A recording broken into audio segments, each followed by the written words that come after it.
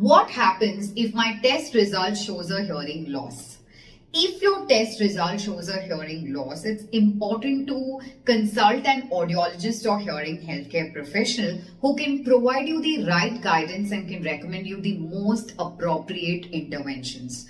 Firstly, the audiologist will explain you the test results, including the type, degree, and the configuration of your hearing loss.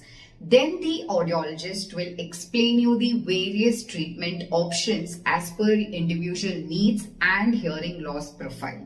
And if hearing aids are recommended, they would even help you with the selection process as per your needs and the type of hearing loss. The audiologist will also provide counseling and education on hearing loss management, communication strategies, and techniques to optimize listening abilities.